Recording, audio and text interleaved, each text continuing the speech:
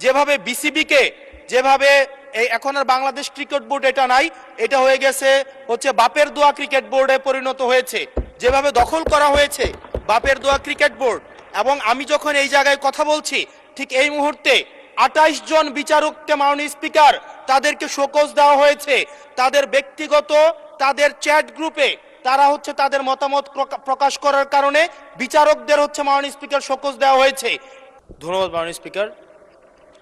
মাননীয় স্পিকার, আজকে যেই বিলটি উত্থাপন হয়েছে জুলাই গণঅভ্যুত্থানে অংশগ্রহণকারীদের সুরক্ষা ও দায় নির্ধারণের লক্ষ্যে যে বিলটা আনা হয়েছে, সেই বিলে যদি আমরা দেখি এখানে কমিশন বলতে জাতীয় মানবাধিকার কমিশনকে বোঝানো হয়েছে এবং এখানে 2 ঘতে সংজ্ঞার মধ্যে আমরা যদি দেখি বিশৃঙ্খল পরিস্থিতির অপরাধমূলক অপব্যবহার, এটার ব্যাখ্যাটা দেওয়া হয়েছে রাজনৈতিক প্রতিরোধের পরিবর্তে সংকীর্ণ ও ব্যক্তিগত স্বার্থে সংঘটিত যে হত্যাকাণ্ডগুলো হয়েছে এটাকে একভাবে দেখা হবে।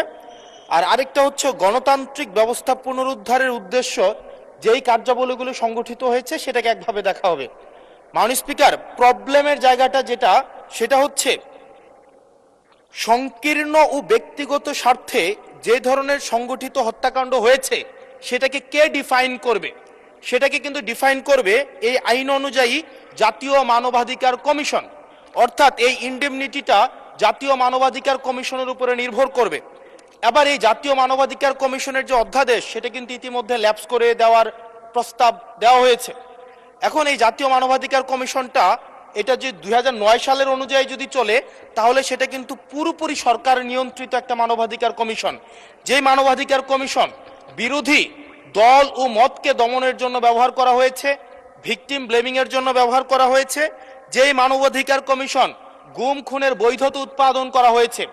মাননীয় স্পিকার, এই মানবাধিকার কমিশনকে যদি আমরা মন্ত্রণালয়ের অধীনে রাখি এবং ওই মানবাধিকার কমিশনের মধ্য দিয়েই যদি আমরা জুলাই গণ অভ্যুত্থানের এই কার্যক্রমগুলোকে বিচারের এবং নিরীক্ষণের দায়িত্ব দেওয়া হয়, সেক্ষেত্রে এই নিরীক্ষণ কিন্তু প্রশ্নবিদ্ধ হবে।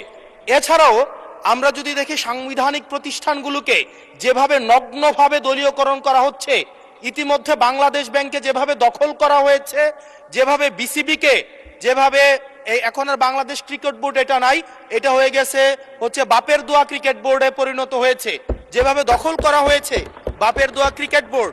এবং আমি যখন এই জায়গায় কথা বলছি ঠিক এই মুহূর্তে 28 জন বিচারককে মাননীয় স্পিকার তাদেরকে শোকজ দেওয়া হয়েছে, তাদের ব্যক্তিগত তাদের চ্যাট গ্রুপে তারা হচ্ছে তাদের মতামত প্রকাশ করার কারণে বিচারকদের হচ্ছে মাননীয় স্পিকার শোকজ দেওয়া হয়েছে। এই বাস্তবতায় আমরা এই গণ অভ্যুত্থান পরবর্তী সময়ে যদি জাতীয় মানবাধিকার কমিশনকে একটা মন্ত্রণালয়ের অধীনে রাখি, স্বরাষ্ট্র মন্ত্রণালয়ের অধীনে রাখি, তাদের মাধ্যমে আমরা নিরপেক্ষ কোনো ধরনের অনুসন্ধান আমরা কতটা পাবো সেটা নিয়ে কিন্তু আমরা সন্দিহান। সেই জায়গা থেকে এই বিলটিকে যদি আমরা বাস্তবায়ন করতে চাই, এটাকে যদি আমরা ফাংশনাল করতে চাই, শুধুমাত্র অর্নামেন্টাল না, যদি আমরা ফাংশনাল করতে চাই তাহলে জাতীয় মানবাধিকার কমিশনকে অবশ্যই সেটাকে অটোনমাস করতে হবে। আমার সামনে যারা আছেন আমরা হয়তো আমাদের থেকে এখানে প্রত্যেকটা সদস্য নির্যাতন, নিপীড়ন এবং তাদের যে পলিটিক্যাল রিপ্রেশনের মাত্রা শত সহস্র গুণ বেশি।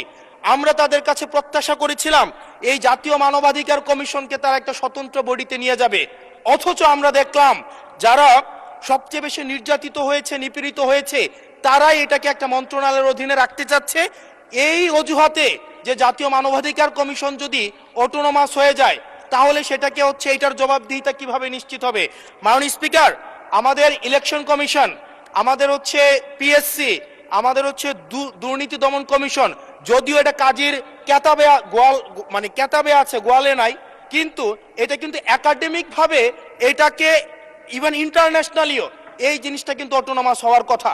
সেজন্য মাননীয় স্পিকার, যেভাবে বর্তমানে প্রতিষ্ঠানগুলো নগ্নভাবে দলীয়করণ করা হচ্ছে, সেজন্য জাতীয় মানবাধিকার কমিশন যে দলীয়করণ করা হবে না, আবার বাপের দোয়া একটা মানবাধিকার কমিশন বা বিরোধী দল দমন কমিশন করা হবে না, এটার প্রতি কিন্তু আমাদের আস্থা নাই। সেই জায়গাটা থেকে আমরা আপনার মাধ্যমে আমরা এই আমাদের মাননীয় স্বরাষ্ট্রমন্ত্রী সহ আমাদের এইচপিএম এর কাছে অনুরোধ থাকবে এই বিলটা পাশ করার আগে যেন জাতীয় মানবাধিকার কমিশনের আমরা এটা যেন ইভেন উনার দলেরও একজন মাননীয় সংসদ এই বিষয়ে বক্তব্য দিয়েছেন এবং উনি পয়েন্ট বাই পয়েন্ট এই বিষয়গুলোকে ব্যাখ্যা করেছেন। যদি জাতীয় মানবাধিকার কমিশন দলীয়করণ করা হয়, দিন শেষে গুম খুন থেকে শুরু করে আমাদের এই জুলাই ইনডেমনিটি, এটা দিন শেষে হচ্ছে যে পেপারেই থেকে যাবে, এটা দিন শেষে কোনো বাস্তবায়ন হবে না। সেই জন্য মাননীয় স্পিকার, এই বিলটা পাশ হওয়ার আগে আমাদের জাতীয় মানবাধিকার কমিশনের এই বিলটা হচ্ছে সুরাহা হওয়া, নিষ্পত্তি হওয়া জরুরি।